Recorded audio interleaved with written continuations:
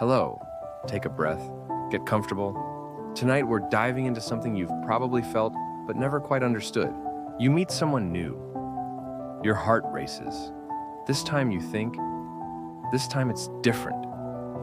They're nothing like your ex. They dress differently.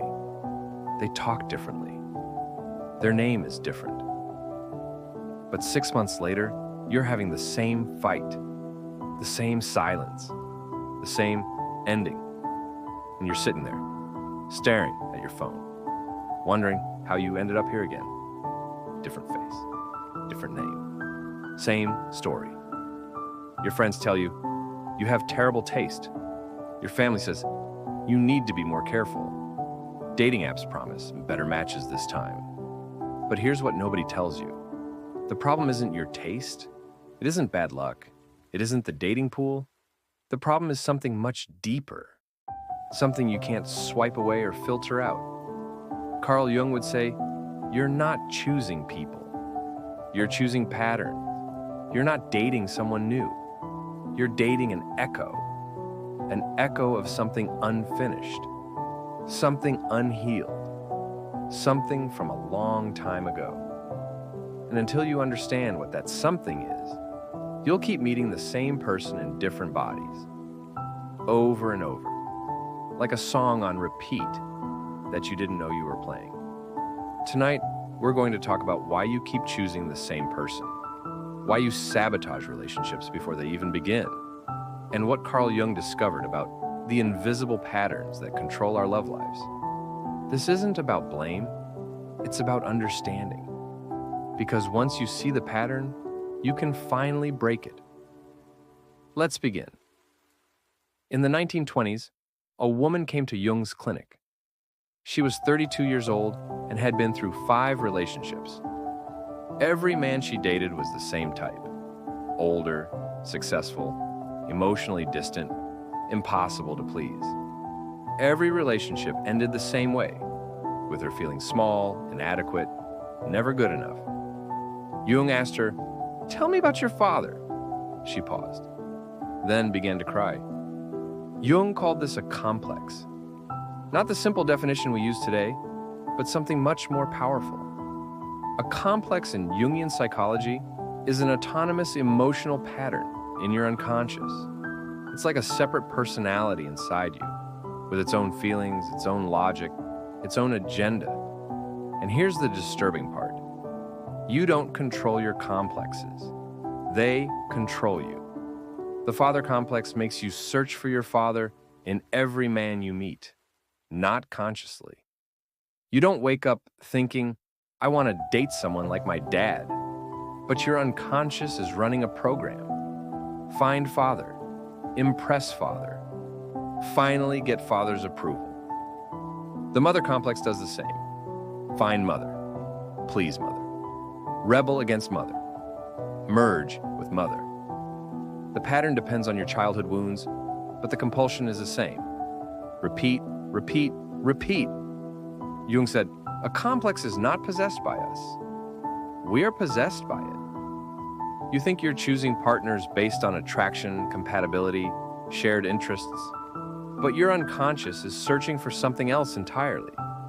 It's searching for the first person who hurt you. Because somewhere deep down, you believe this time you can change the ending. Spoiler alert, you can't.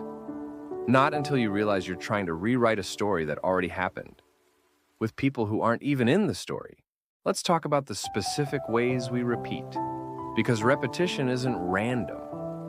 It follows patterns, and Jung identified several of them. You meet someone.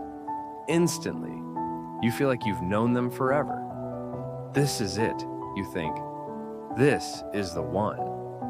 Your friends say, slow down, but you can't. This person feels like home. Jung would say, you're not seeing them. You're seeing your anima or animus, the idealized image of the opposite sex that lives in your unconscious.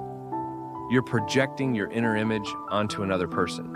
And for a while, it's magic. They seem perfect. Everything you ever wanted, but then, slowly, the projection fades. You start seeing who they actually are. And suddenly, they're not magical anymore. They're just human, flawed, real. And you feel betrayed. They changed, you say. But they didn't change. Your projection lifted. You were never dating them. You were dating yourself. You had a critical father. Now you date critical partners. You had an absent mother. Now you date emotionally unavailable people. You experienced abandonment. Now you choose people who leave. This seems insane.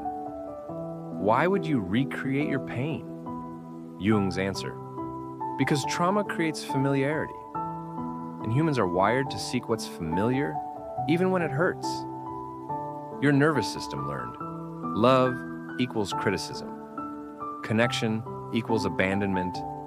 Intimacy equals pain. So when you meet someone healthy, someone stable, your body screams, "Danger!" This doesn't feel like love. And you run, or you sabotage, or you simply feel nothing. But when you meet someone who recreates your wound, your body says, "Yes, this is love. I recognize this," even though it's actually just recognition of pain. Pattern 3, the rescue fantasy. Pattern. You meet someone broken, troubled, in need of saving, and you think, "I can help them. I can fix them. I can be the one who finally gets through." Jung would ask, who are you really trying to save? Because the rescue fantasy isn't about them. It's about the child inside you who couldn't save their parent. The child who thought, if I'm just good enough, patient enough, loving enough, maybe they'll change. Maybe they'll finally see me. So you date projects. You date potential. You date people who need you. Because being needed feels like being loved. Until you realize that no matter how much you give, it's never enough. Because you can't save anyone, especially not from themselves. And the person you really needed to save was the child inside you who thought love meant sacrifice. Things are going well, really well. Your partner is kind, stable, shows up consistently. You should be happy. But instead, you feel anxious, trapped, suffocated. So you pick a fight. You pull away. You create distance. You end it before they can end it. Jung called this the shadow at work. Your unconscious doesn't believe you deserve happiness. So it finds ways to destroy what's good. It whispers, "This can't be real." People always leave. Better to leave first. The pattern isn't about the other person. It's about your relationship with yourself. You sabotage because a part of you believes you're unworthy. And unconsciously, you'd rather prove yourself right than risk being abandoned again. You're only attracted to people who can't fully commit. They're married. They're not ready for a relationship. They live in another country.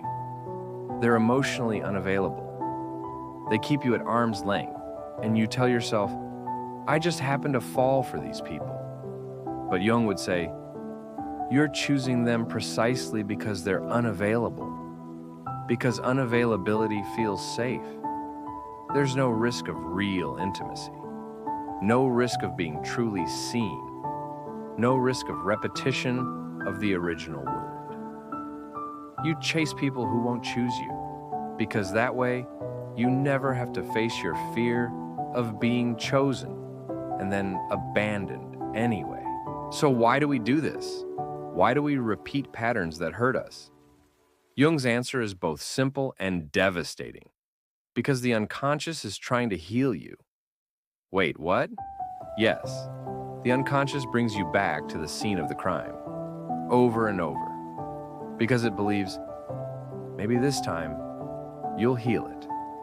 Maybe this time, you'll get it right. Jung called this the repetition compulsion. Freud noticed it first, but Jung understood it differently.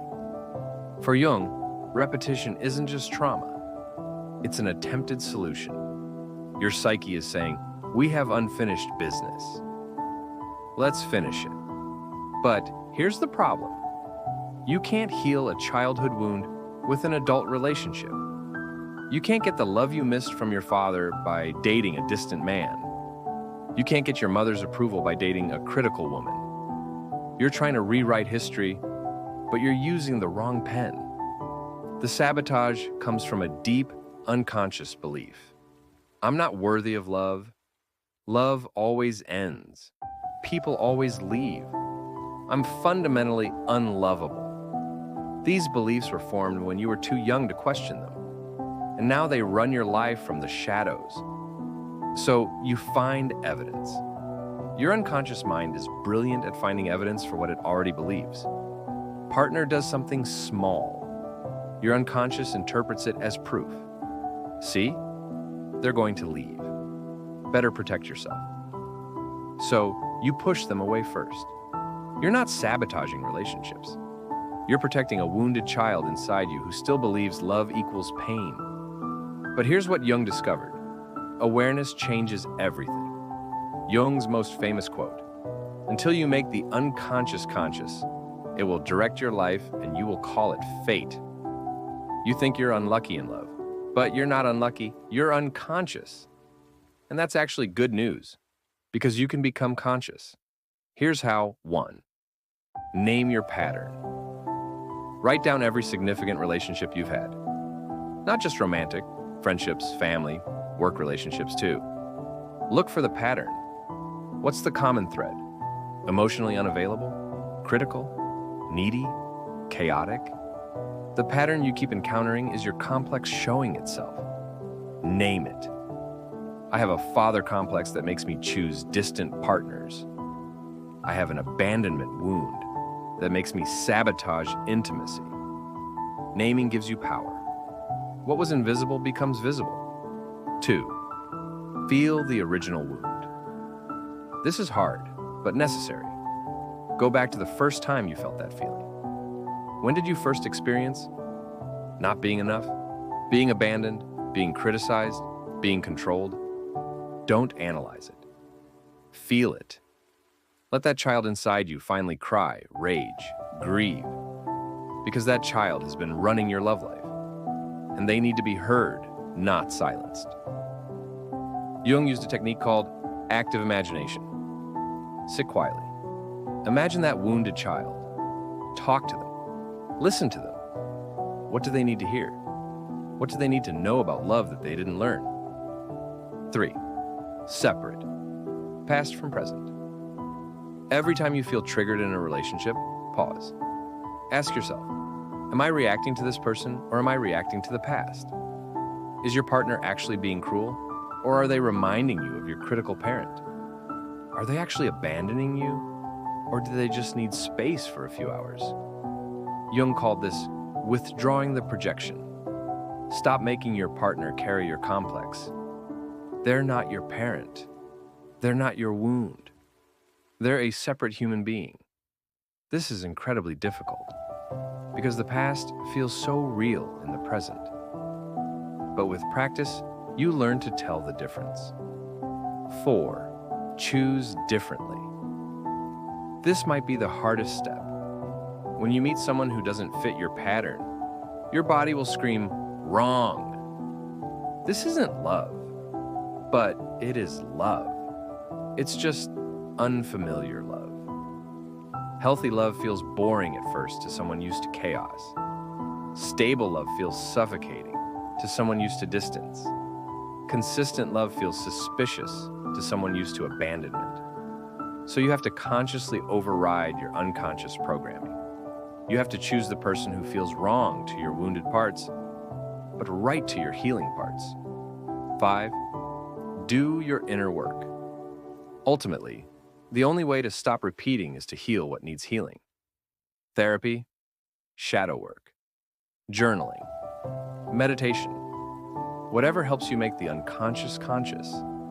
Jung believed in individuation, the process of becoming your true self by integrating all your parts, including the wounded ones. The more whole you become inside, the less you need someone else to complete you.